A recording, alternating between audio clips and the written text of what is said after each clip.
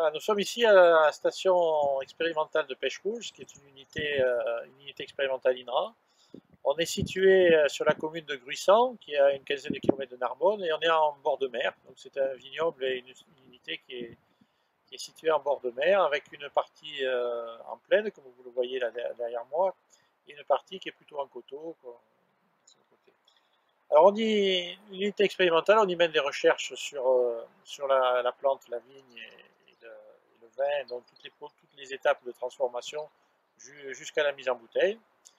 Donc on a un effectif de 30 personnes à peu près, oui, une trentaine de personnes pour mener nos recherches.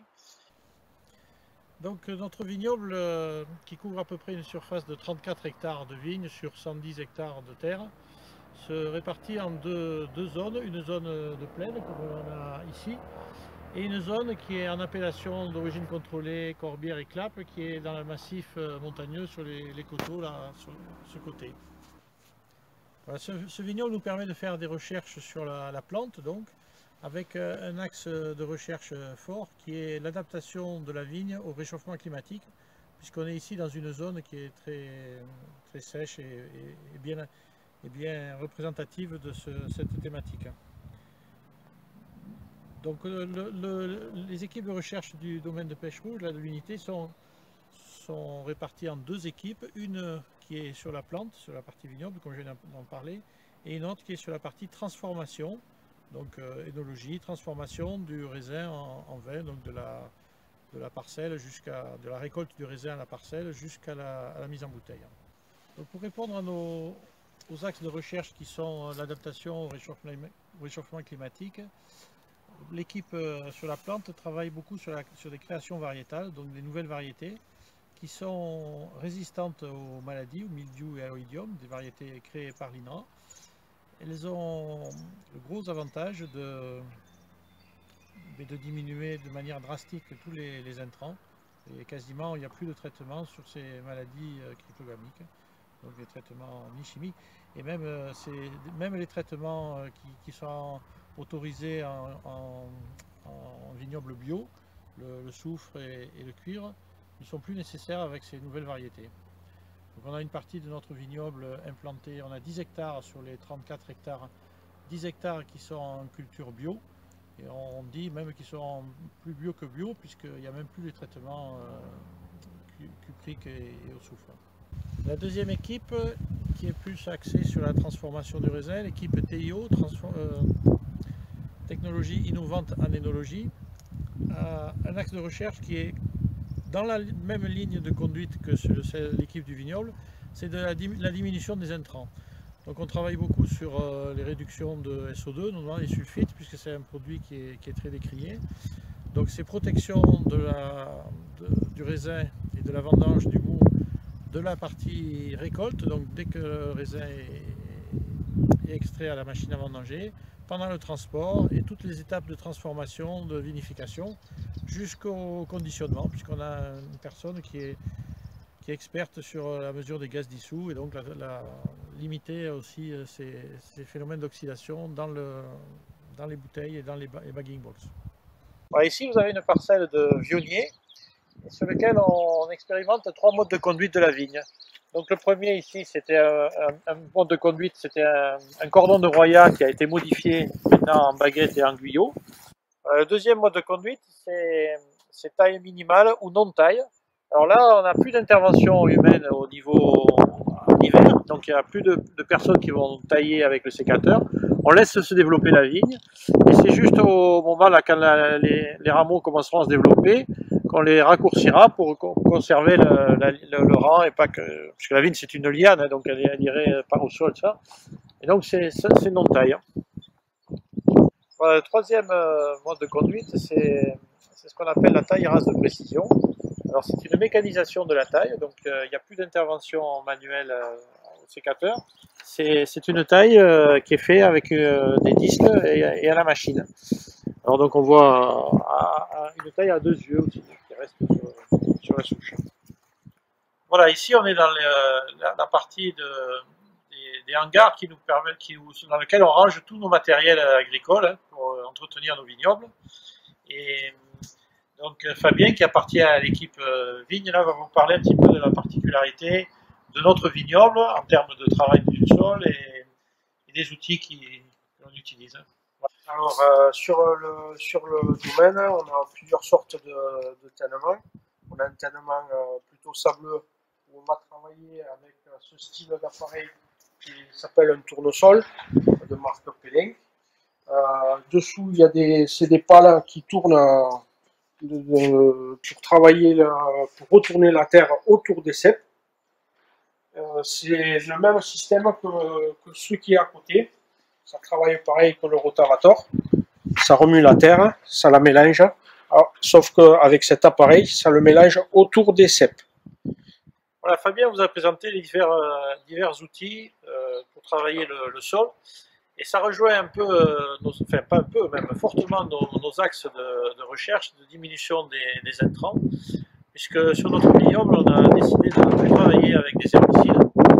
Et alors, qui dit ne plus avoir d'herbe, ça veut dire que si on les tue pas avec des herbicides, il faut les détruire physiquement. Donc d'où la multiplicité et les variétés des différents outils que l'on a. Et un travail un peu plus conséquent sur le terrain. Ici, on est dans la cave expérimentale où on mène nos expérimentations entre le moment où le raisin arrive jusqu'à la mise en bouteille, donc toutes nos expérimentations de recherche en énologie. Voilà, dans notre cave d'expérimentation, donc c'est une cave de vinification expérimentale, on mène des vinifications et des fermentations à différents stades. Ça va du stade de 50 kg de raisin, donc dans les bacs bleus que vous voyez là, on va vinifier à ce niveau-là. On a une autre échelle qui est un peu plus importante avec 500 kg de raisin et 300 litres de mou, jusqu'à une échelle qui est un peu plus industrielle, dans ces cuves là où on peut faire des répétitions, où on met 4 tonnes de raisin.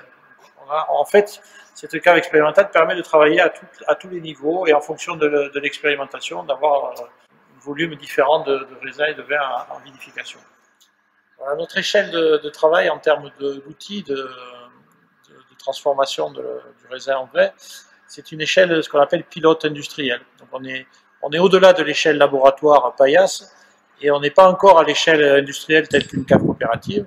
Donc tous nos outils sont à une petite échelle, mais qui est suffisamment importante, avec des débits et des volumes suffisamment importants, de manière à pouvoir transférer nos résultats en termes de résultats industriels et dans les caves. Alors par exemple, ici vous avez un pilote de filtration tangentielle, donc pour clarifier le vin.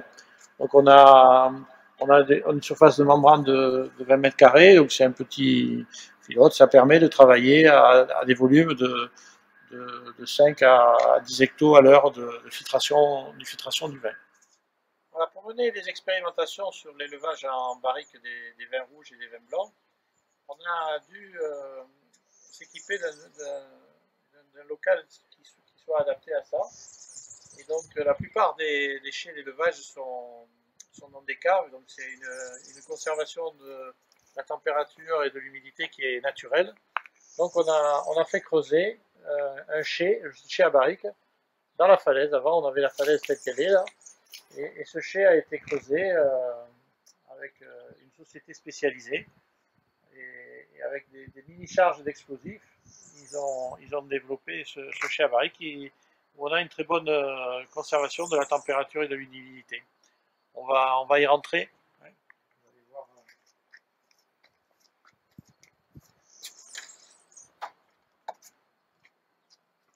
Voilà, les bonnes conditions pour un élevage de vin en barrique sont surtout les conditions de température et d'humidité.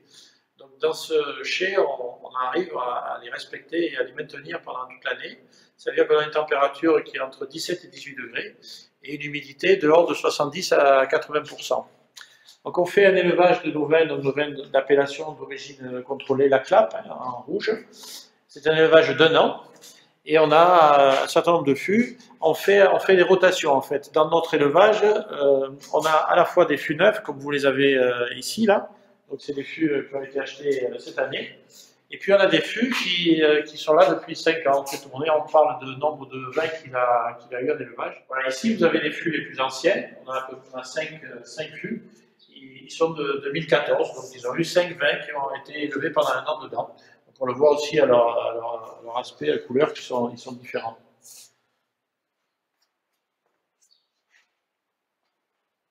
Alors ici, on est dans le hall d'embouteillage, c'est la dernière étape donc, avant la commercialisation des vins. C'est dans ce hall que l'on va conditionner nos vins.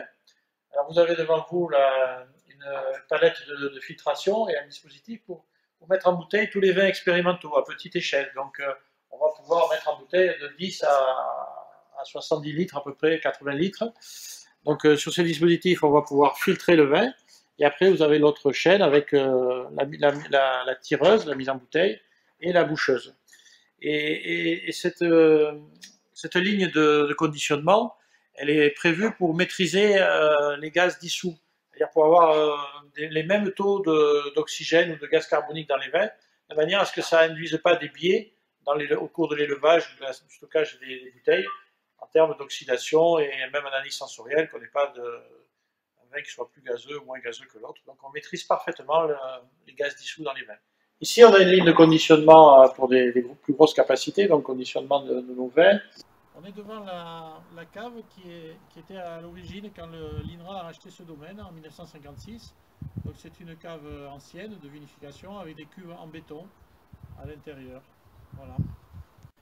Cette cave porte le nom de Claude Flanzy, c'est l'ancien chef de département à l'INRA. C'est son père qui avait acheté le domaine pour faire des recherches à l'INRA. Et son père, comme le fils, là, Claude, ont œuvré beaucoup pour le développement de l'unité expérimentale de pêche rouge. Ils ont fait beaucoup de travaux de recherche, notamment sur la macération carbonique. Voilà, ici, on est dans la vinothèque. Alors, vous connaissez certainement les bibliothèques, le lieu où l'on range les livres. Mais ici, c'est un lieu où on range les vins. Donc chaque casier correspond à une vinification différente. Et donc c'est tout archivé et organisé. On a 4 années d'expérimentation et avec des comparaisons, soit de cépages, soit d'itinéraires technologiques différents. Et c'est à partir de cette vinothèque qui est gérée, les stocks et les entrées et les sorties, tout est géré informatiquement. On vient prélever des échantillons pour des analyses ou pour des analyses physico-chimiques ou des analyses sensorielles. Donc ici, vous avez un casier, donc l'année 2013. Boucabès, ça c'est le nom du programme. Hein. En rouge, c'est la variété, et c'est en rouge, donc c'est une variété rouge. Et en bas, vous avez le nom Hernan Oreda, c'est le nom du responsable du programme. Donc par exemple, pour ces 2 casiers, c'est le même programme, Bookmars et Boucabès. C'est une comparaison entre 2 cépages, 2 nouveaux cépages, le Marcellan un peu plus ancien, mais 2 créations variétales INRA. Donc le Marcellan, qui est un croisement entre le Grenache et le Cabernet Sauvignon, et le Cabestrel, qui est une variété qui a été inscrite au catalogue il y a 2 ans, et qui est un croisement entre du Cabernet Sauvignon et du Monastrell. Nous sommes dans la halle de fermentation différée de l'unité expérimentale de pêche rouge, dans laquelle nous conservons du mou de raisin pour faire des expérimentations toute l'année, d'où le nom de fermentation différée. Donc ce mou est principalement du mou blanc, récupéré lors des vendanges, que l'on pasteurise. On fait une flash pasteurisation à 82 degrés, ce qui élimine la majorité des levures indigènes et qui permet de conserver après le mou en conditions stériles, dans des cuves stériles et à basse température à 2 degrés. Donc ces cuves sont dans une chambre froide.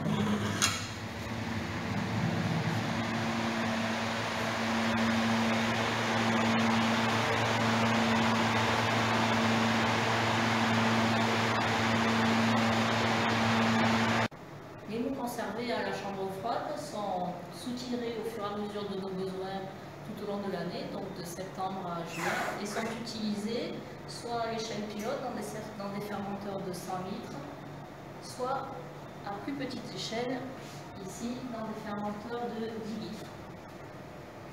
Les cinétiques fermentaires sont suivis grâce à des débitmètres massés qui permettent d'enregistrer en continu le débit de CO2 qui s'échappe de la fermentation, qui est directement corrélé à l'activité des levures.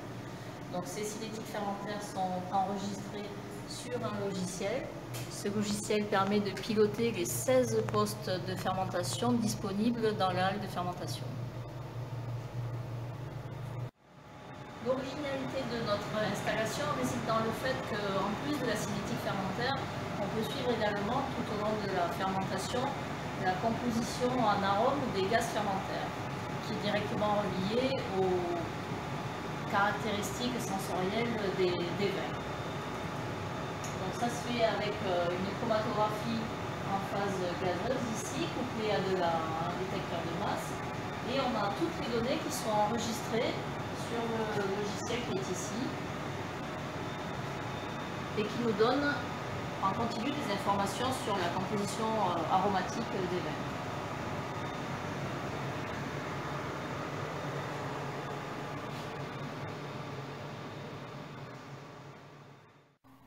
Nous sommes ici au laboratoire d'analyse œnologique de l'unité expérimentale de pêche rouge. Nous effectuons les analyses courantes œnologiques sur l'ensemble des produits de l'unité. Donc cela commence par les contrôles maturité. Nous effectuons pendant la saison juste avant les vendanges. Donc nous analysons les sucres du raisin, l'acidité et le pH afin de contrôler la maturité et de décider les dates de vendange. Nous effectuons aussi les suivis fermentation, donc la fermentation alcoolique, les dosages des sucres résiduels et de l'acidité volatile des vins, ainsi que le suivi des fermentations malolactiques. La première étape d'une expérimentation en vinification est la vendange. Nous sommes ici dans une vigne du domaine INRA de Pêche Rouge sur le massif de la Clappe. Arrivé à maturité, le raisin est vendangé à la main. L'avantage de la vendange manuelle est que le vendangeur peut trier les grappes selon leur qualité. Il choisit les belles grappes et laisse celles qui ont un défaut.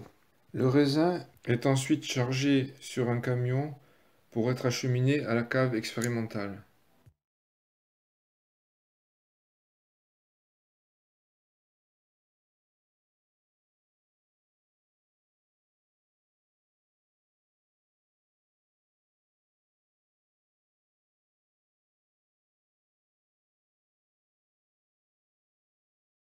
Arrivé à la halle technologique, le raisin va être éraflé et foulé.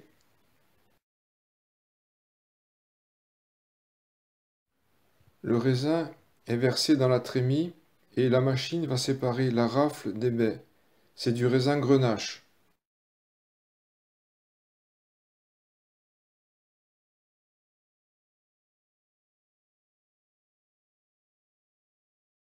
D'un côté, on a les rafles et de l'autre les baies de raisin. On voit le jus qui commence à s'écouler.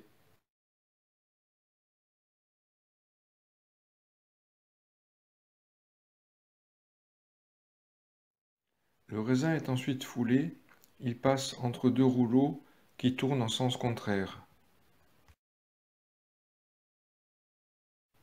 Le raisin foulé est ensuite placé dans une cuve où va se dérouler la macération et la fermentation alcoolique.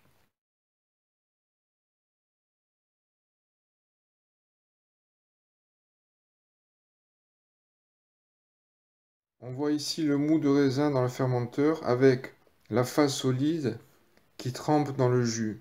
À ce stade, on va inoculer une levure sélectionnée de type Saccharomyces cerevisiae qui va transformer le sucre du raisin en alcool et en arôme. On peut y associer une autre levure comme Torula spora pour développer davantage d'arômes.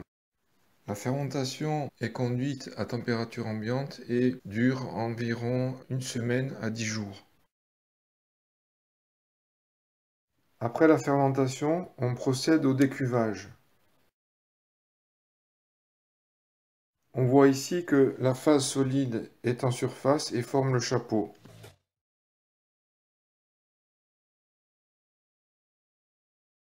Le vin qui est sous le chapeau et soutiré, c'est le jus de goutte.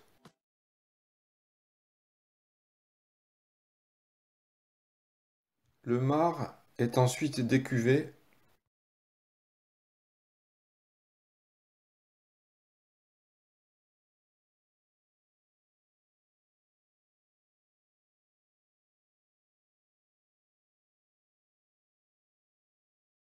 Puis il est placé dans un pressoir hydraulique.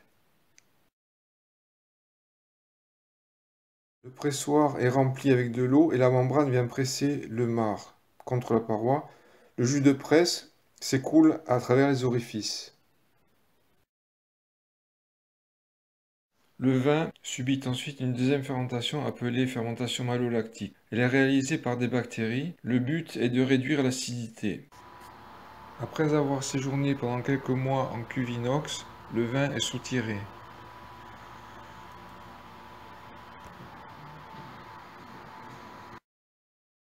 Puis, le vin est filtré pour éliminer un maximum de micro-organismes.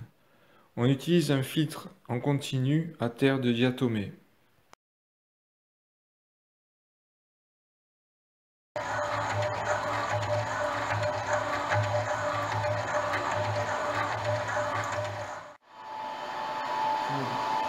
Maxime est en train de remplir les barriques à la sortie du filtre. Donc il ne faut pas couper l'alimentation du filtre, c'est pour ça qu'il y a deux manches. Donc alternativement, il remplit une barrique et puis l'autre, ainsi de suite. Alors il est équipé d'un masque de protection respiratoire. C'est par rapport aux vapeurs de soufre, de sulfite, qui ressortent du fût, puisque les barriques ont été méchées au préalable. Elsa est en train de faire le houillage des barriques. Donc ça veut dire qu'elle fait le plein à ras des barriques. Et au fur et à mesure de l'élevage, les barriques absorbent du vin et on a une perte, ce qu'on appelle la part des anges, c'est-à-dire tous les mois, il faut remettre du vin dedans. Donc c'est pour ça qu'on garde ces deux cuves pour faire le houillage pendant un an d'élevage du vin.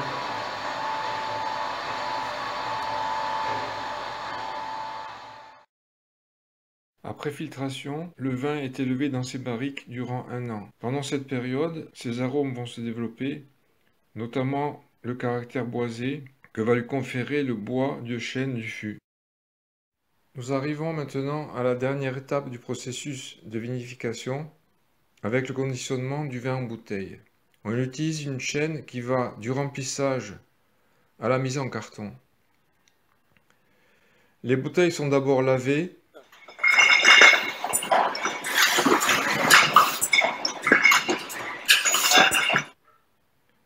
Puis elles sont remplies avec la tireuse.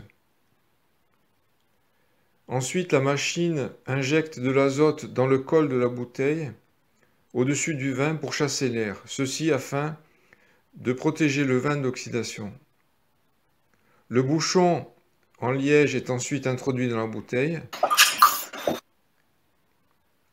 Puis une capsule est placée sur le haut de la bouteille pour protéger le bouchon.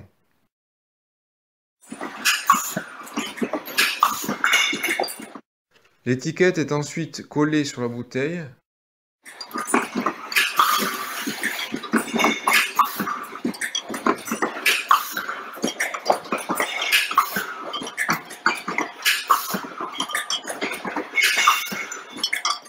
Enfin, le vin est mis en carton.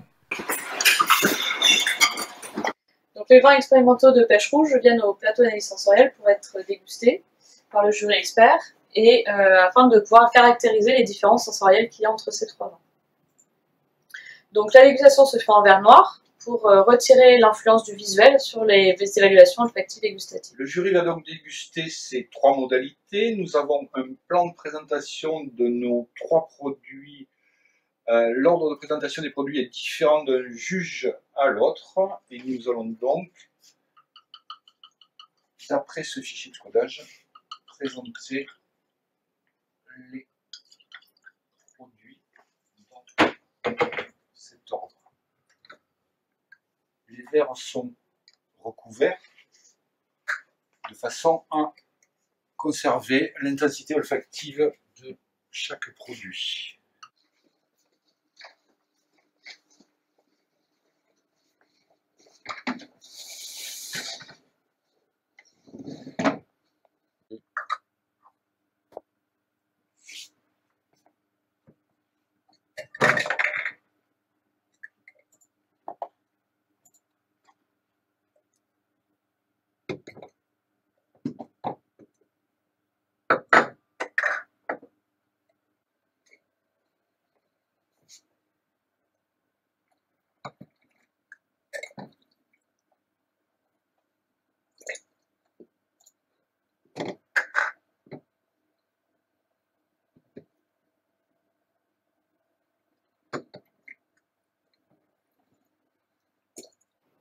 Donc à la suite de la dégustation, on va traiter les résultats, d'une part pour vérifier les performances du jury et garantir la robustesse des résultats, et d'autre part pour voir les différences entre les modalités. Par exemple, sur les 3 vins qu'on a dégustés, on s'aperçoit que un des vins, donc le produit 1, se distingue sur une odeur pomme verte plus intense.